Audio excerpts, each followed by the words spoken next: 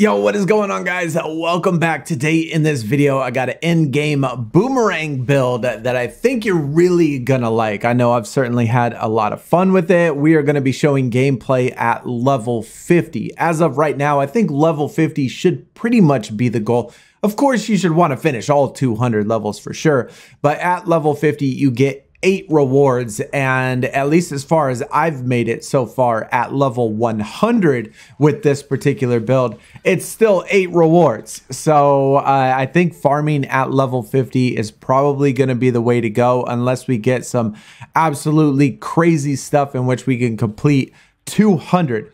But we're going to take a look at some gameplay. We're going to take a look at the build. I'm going to show you what all the things, why this build works so freaking well and how much fun it is. Let's take a look at the build before we get into the gameplay. Now, there's quite a few pieces that work really well together with this particular build, but I'm going to be at least upfront with you first. This entire build, I did not fire one single weapon when I play in this build. This is when I don't use my SMG. I don't use my sniper rifle. I don't use any weapon besides for my traversal and my grenade.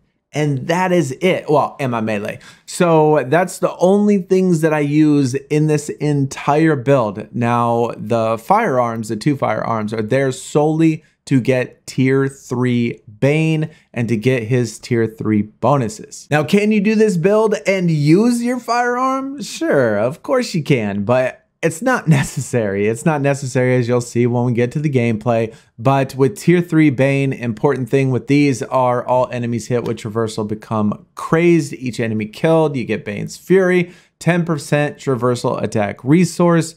Killing an enemy with a traversal attack immediately gives you 5 stacks of Bane. The critical hits is nice. The 1 piece bonus, the deal 4 damage to each 1% of health that is missing.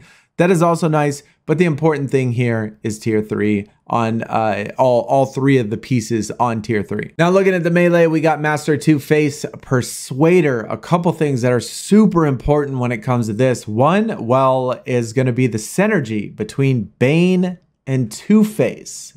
Very, very important. Along with this passive, every melee hit on a crazed enemy has a 50% chance to drop either a live grenade or grenade ammo at the enemy's feet. This is crucial when it comes to this build. Harvesting enemies now has a 100% chance of dropping a grenade ammo, also increases grenade damage. So when we don't get the grenade ammo, we drop a live grenade on there, and every single time 100% when we harvest an enemy, we're going to get that grenade drop. Grenade, we're using Reign of Bane. Cluster grenade. I really like the clusters the best. I like the explosion distance.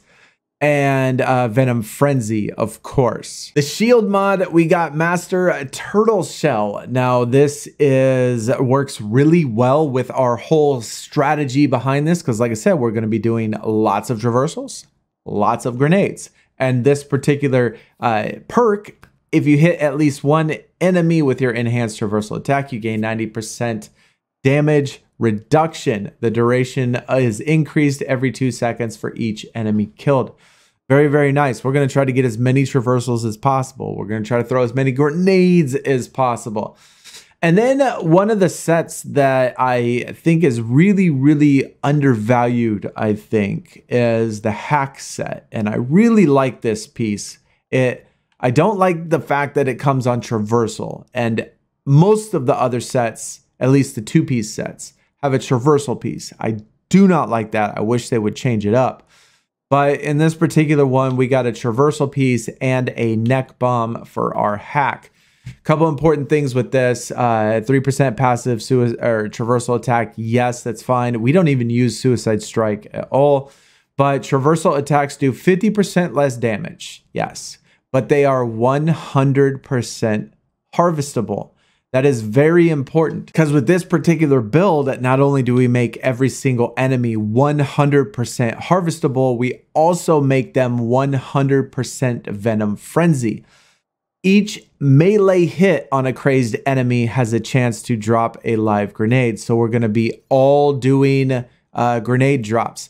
And then the synergies, harvesting enemies, because now all enemies are harvestable, has a 100% chance of dropping grenade ammo and also increases grenade damage. Lucky charm, we got Jinx Unlucky Coin, and it rotates the afflictions. We're only going to be using Venom Frenzy, 250% chance or 250% increased damage to afflicted enemies. Now, I will say that some of these perks I do think are somewhat bugged, because sometimes the damage numbers just do not add up to me. But either way, this build still works really well. I think it's fantastic. And as you see, you know, with each of them, we did elite each of them, and we did change each of them based on, we want to use, you can use squad ultimate, but we don't really use squad ultimate. It's not really needed except in other activities. Crazed enemies, we want some ultimate duration, we want traversal attack resource. Pickup radius to me is huge, because obviously you don't want to have to get too close to things. You want them just to all scoop into you. Like I said, the weapons aren't really important to me.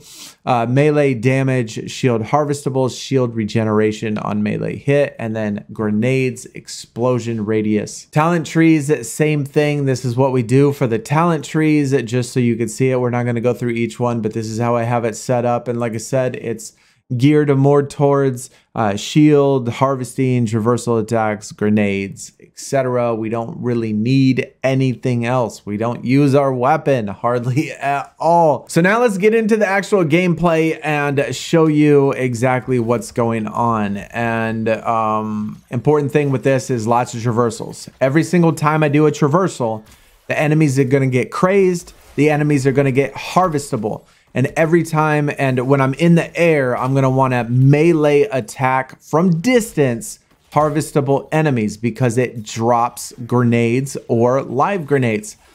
Every single time I hit an enemy with a grenade, it recharges my traversal attack. And so I'm going to be throwing lots of grenades. I'm going to be dropping lots of grenades, and I'm going to be picking them back up and recycling that whole thing. And of course, when you harvest enemies, you get that shield. Shield in higher level events is certainly pretty important, even though we'll see in this one, I do get one shot. So regardless if I do have shield or not, sometimes in certain situations, getting one shot, there's almost no way to prevent it. But just the first round at level 50, pretty easy to get through. The enemies come, the more enemies, the better in these particular cases. The hardest round is round 3, is because the enemies don't come as frequently and as fast. The big guys do one-tap you for sure, but they're not necessarily as big as a problem as just not having as many enemies around. I have taken this up to level 100 mastery. It is fairly difficult. It took me quite a few runs in order to get it. And the issue at level 100, pretty much everything past level 70, I think level 70 I can do pretty consistent with this build. Anything past level 70, the problem is time runs out. I can't get the damage numbers off fast enough, and time just runs out, and I haven't been able to put together something that at least consistently is able to get it. But for this particular one, I mean, it's fairly safe. You can use it on all the other incursions. If you do, like, say, poison ivings and stuff, basically the same thing. When you land on one of the pillars, you do your traversal attack, they all become harvestable. Then you harvest each one with a melee, drops a bunch of grenades, you throw a grenade, you blow them up, and kind of rinse and repeat on each particular section. It kind of goes with the same with the other incursion, how they're on different parts, and you got to clear them out so you can kill that crystal or whatever in the center. Now, like I said, with this particular one on round 3, we got these big, huge dudes. And I think, you know, with a little bit of practice, a little bit of being able to tell exactly when they blow up and how far you need to be away from them when they blow up, I think is going to make it a lot easier. I have not quite yet perfected the you know, when they blow up or how to necessarily stay away from them, because I just go right in. I go right in. I do harvestable attacks. I don't even need to use my squad ultimate ability, because honestly, using the squad ultimate ability almost hurts me in a way, because I need the enemies to spawn in. I need the enemies to spawn in fast. See, look how far away we were right there, and we still got, you know, destroyed, blowed up by something. I'm assuming that he, you know, blew up, but it's still, you know, it's still going to take a little practice to be able to get away with, you know, be able to do it. And like I said, I consistently can do this at 70, 100. It certainly took quite a few runs, and being able to not die and be able to get away from it and being able to get the damage numbers off fast enough. But hopefully, you know, you'll understand, you know, you see what's going on here. I'll leave the video running to the very end just so you could see me, you know, complete this and finish it and see that, you know, just like right there, one tapped again.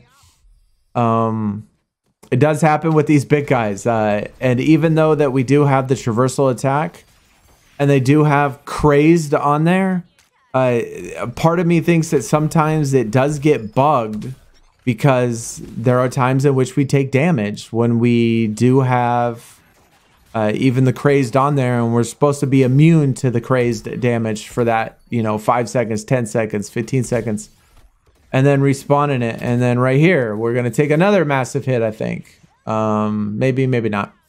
But either way, we'll end it at that. I'll finish off the video and let y'all watch till the very end. But either way, let me know in the comments what you think about the build, what you think about, you know, if you got a different build, if you got some recommendations and all of that stuff. And hopefully you did enjoy. I got another build coming soon that I really like. I do have some alterations of this one as well, but I think this one is the safest. I have one that's certainly built for more damage with not using hacks set.